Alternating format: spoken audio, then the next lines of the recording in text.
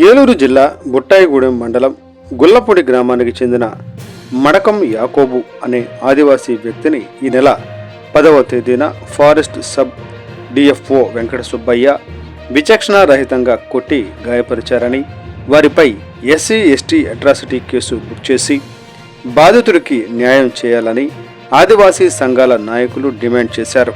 ఈ సందర్భంగా బాధితుడి భార్య మడకం అనిత, కారం వాసు, ఏఐకేఎంఎస్ జిల్లా నాయకులు కారం రాఘవలు మాట్లాడుతూ, ఒక ఆదివాసీ బిడ్డను ఎముకలు విరిగేలా కొట్టే హక్కు ఫారెస్ట్ అధికారులకు ఎవరిచ్చారని అన్నారు. ఈ సంఘటన జరిగి వారం రోజులు కావస్తున్నా సంబంధిత అధికారులపై బాధితుడి భార్య కేసు పెట్టినప్పటికీ ఎలాంటి చర్యలు తీసుకోలేదని ఆవేదన వ్యక్తం చేశారు. ఇప్పటికైనా వారిపై కేసు నమోదు చేసి ఉద్యోగ బాధ్యతల నుండి తొలగించాలని, మడకం యాకోబు కుటుంబానికి ప్రభుత్వం అండగా నిలవాలని కోరారు. ఈ కార్యక్రమంలో పీడీఎస్యు జిల్లా ఉపాధ్యక్షులు బి వినోద్ మరియు ఆదివాసీలు పాల్గొన్నారు. ఆదివాసీ నాయకుడిని, గిరిజన నాయకుడిని ఈరోజు బుట్టాయిగూడెం మండల పరిధిలో ఉన్నటువంటి గుల్లపూడి గ్రామానికి చెందినటువంటి మడకం యాకోబ్ అనే వ్యక్తి కూలి వ్యవసాయం చేస్తూ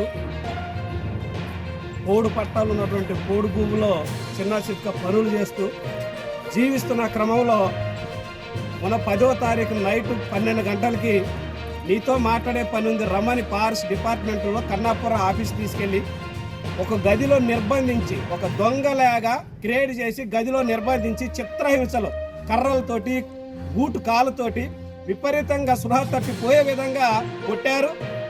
ఆ వ్యక్తి సృహ తప్పి పడిపోవడమే కాకుండా చెయ్యి విరిగింది, 2 పక్కటెముకలు విరిగినాయి. ఆయన సృహ తప్పి పడిపోతే చచ్చిపోతాడని చెప్పేసి భయపడి వాళ్ళు తీసుకొచ్చి బుట్టాయిగూడెం హాస్పిటల్లో జాయిన్ చేశారు. బుట్టాయిగూడెం నుంచి సీరియస్గా ఉందంటే జంగారెడ్డిగూడెం తీసుకెళ్లి జాయిన్ చేశారు. అయితే ఆ మనిషి ఏం తప్పు చేశాడని ఆయన అలా కొట్టడం జరిగింది. ఒక గిరిజనుడుగా ఆయన అక్కడ జీవించడం తప్ప, ఒక ఆదివాసీ మనిషి అక్కడ జీవించడం తప్ప, కొట్టే అధికారం డిపార్ట్మెంట్కి ఎవరిచ్చారు? ఆయన డిఎఫ్ఓ కావచ్చు, రేంజర్ కావచ్చు, ఫారెస్ట్ కావచ్చు, గార్డు కావచ్చు, వాచర్ కావచ్చు, కొట్టే అధికారం ఎవరిచ్చారు? రమ్మని ఆఫీస్ పిలిచి కొడతారా? ఇది ఎక్కడ న్యాయం? అంటే చట్టాన్ని వాళ్ళ చేతిలో తీసుకొని ఈ రకంగా ఇచ్చేయటం అనేది కరెక్ట్ అయినటువంటి విధానం కాదు.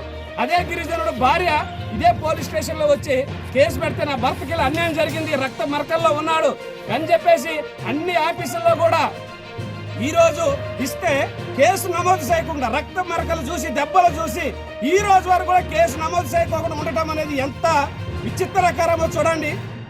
కారం రాఘవ, అఖిల భారత రైతు సంఘం జిల్లా కమిటీ సభ్యుడిని. గత 10వ తారీఖున మడకం యాకోబు అనే వ్యక్తిని తీసుకెళ్లి ఫారెస్ట్ రేంజ్ అధికారులు కన్నాపురం రేంజ్ ఆఫీసులో పెట్టి అతన్ని కొట్టారు, తిట్టారు, అనేక రకమైన హింసలకి గురి చేశారు.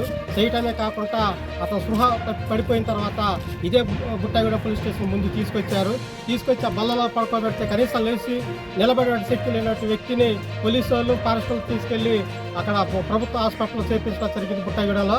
ఆ తర్వాత నుంచి వాళ్ళు ఎవరు కూడా పట్టించుకోవటం లేదు.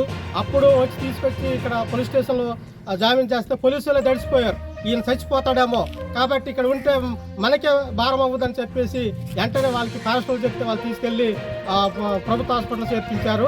అప్పటి నుంచి ఈ రోజు వరకు కనీసం ప్రజాప్రతినిధులైనటువంటి వాళ్ళు లేదా ప్రజా పరిపాలకులు ఎవరు కూడా ఆ పేషెంట్ దగ్గరికి వెళ్ళి మాట్లాడలేదు. కనీసం వాళ్ళ యొక్క బాధలు ఏంటి అనేది కూడా అడగలేని పరిస్థితి ఉంది. కాబట్టి ఇలా గిరిజనుల్ని చిత్రహింసలు పెట్టడం అనేది చాలా అన్యాయం.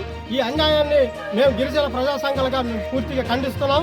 అదేవిధంగా ప్రభుత్వం ఇప్పటికైనా మేల్కొని ఆ బాధితుడు ఎవరైతే యాకోబు ఉన్నాడో తనకి తక్షణం న్యాయం చేయాలి, మెరుగైన వైద్యం కల్పించాలి. అదేవిధంగా ఎవరైతే సుబ్బయ్య ఉన్నారో, వెంకట సుబ్బయ్య ఉన్నారో అతను తక్షణం అరెస్ట్ చేయాలి. అరెస్ట్ చేసి బాధితుడికి పూర్తి న్యాయం కల్పించాలని ఎడలా మేము భవిష్యత్తులో భారీ ఎత్తున ఈ యొక్క గిరిజన ప్రజా పోరాటాలని ఉధృతంగా ముందుకు తీసుకొస్తామని ఈ సందర్భంగా తెలియజేస్తున్నాం.